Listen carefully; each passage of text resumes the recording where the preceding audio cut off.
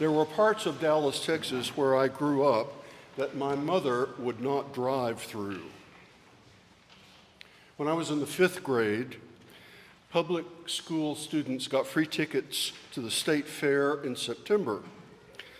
My mother wouldn't take my friend Mike and I to the fair because to get there, you had to cross the historic African American area of the city. Only, having grown up in the era of Jim Crow, she didn't call it that. And you couldn't pay her to drive there as the lone adult. Imagine our relief when we got Mike's mother to agree to go along as company for my mother so we could use our free tickets to see Big Tex and ride the Tilt-A-Whirl. What place would you rather not travel through? Jesus and his group wanted to get up to Galilee from Judea. But to get there, you had to cross through Samaria. No one wanted to go there. But geography is geography. So they started out, and it was a hot day. When they got outside a village called Sychar around noon, the group went on into town to buy food, and Jesus said, it's hot, I'm tired, and I'm just going to wait here by this well and rest. Jesus got to the well first, and he was waiting. You read through the Gospel of John, and you get the impression that Jesus is like a stage director who arranges every scene very carefully. You get the impression he doesn't leave anything to chance. Jesus got to the well first, and he was waiting. By and by, here comes a woman with a bucket and a rope. When she sees Jesus sitting there, she's nervous. He's a Jew, she's a Samaritan, and everybody knows Jews and Samaritans don't mix. Birds of a feather and all that.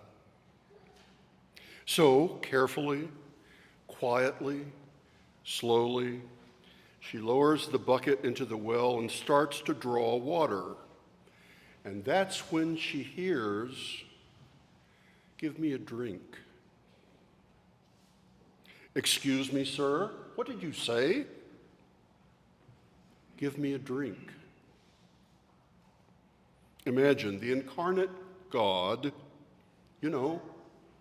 God from God, light from light, true God from true God, begotten, not made, of one being with the Father.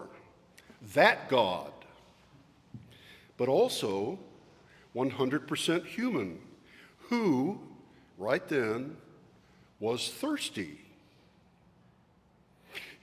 His request starts what becomes an extraordinary conversation. And pretty soon, we're going to hear him utter the first "I am" statement in the Gospel of John. You know about the "I am" statements, right? Jesus engineers these situations where he feeds a few thousand people, and then he says, "I am the bread of life." Or he says, "I am the light of the world," and then heals a man born blind. Or he raises Lazarus from the dead after telling Martha and Mary, "I am the resurrection and the life." He not only says, "I am," he demonstrates it in action. And what makes Jesus saying, "I am," so kind of spooky, mysterious, and holy is that "I am" is what God says to Moses out of the midst of the burning bush, way back in Exodus. Remember the story. God says he wants to send Moses to get the children out of slavery in Egypt. And Moses says, "Well, that's all very fine, but when I get over there, and they ask me who sent me, what am I going to tell them? And God says, Moses, you look that Pharaoh straight in the eye, and you tell him, I am sent you. So every time Jesus does another I am, we see the glow of the burning bush in his eyes. The conversation between Jesus and the woman unfolds, and she begins to understand. This is an extraordinary man. He doesn't care about Jew-Samaritan segregation. He knows my story. He's told me everything I've ever done. He's not bound by religious tradition. He claims there's no one place to worship, and he offers me this mysterious living water.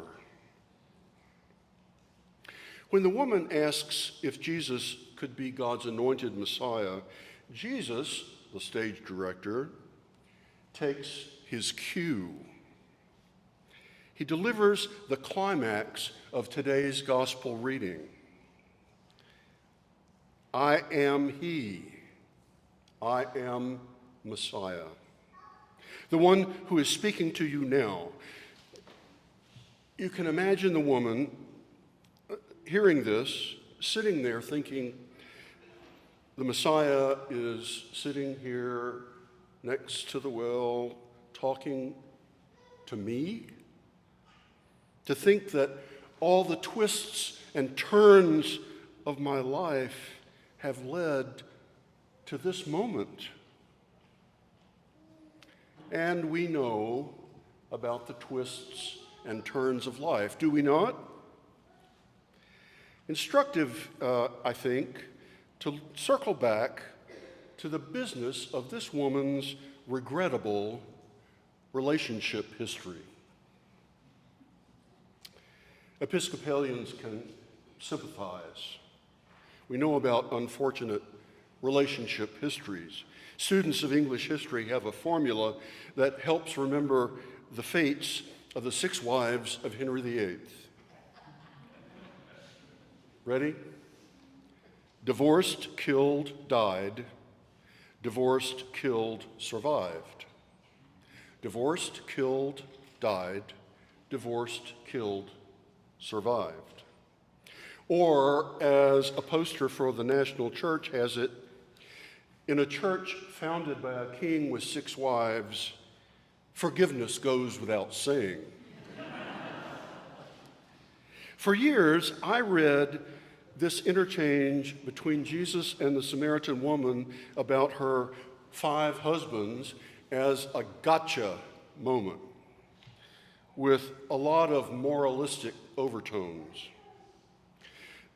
The woman tells Jesus that she can't go back into town and bring back her husband because she has no husband. And then Jesus says, you're right about that, because in fact you've had 5 husbands, and the man you're living with now, not your husband. Gotcha. But that's not how I've come to read the story. Gotcha is a cruel game that Jesus didn't play. Okay, on 1 or 2 occasions with the Pharisees, but normally not so much. Also, in the culture of ancient Jewish and Samaritan peoples, women had no control over their marital status, and therefore no responsibility for it. Women had no agency, to use the lawyer's term. They couldn't act independently. A prospective husband negotiated with a woman's father to take her as a wife. A man could write his wife a bill of divorce and put her out of his life. And it could be that this Samaritan woman had been widowed twice, divorced twice, possibly because she was unable to have children, and finally widowed once again, and then kindly taken in by her late husband's brother. The jingle for the men in her life would run, died, died, divorced, divorced, died, survived. What's going on here is not moral condemnation, it's compassion. Jesus knows the woman's story, and he says to her, in essence, I am so sorry for your suffering. And even the most straight-laced among us can identify. All of us have suffered, every single one. Some have suffered greatly. Jesus knows our stories and says, I'm sorry for your suffering. You are a beloved child of God, and I want you to be healed. And I want you to share my compassion and healing with others, person by person by person. One last thing about this story. The Samaritan woman was a foreigner. So following Jesus means we don't keep our compassion for those who share our race or religion or citizenship. Reaching out across divides is what Jesus does. And it's the kind of thing we do when we want to be faithful to him. Amen.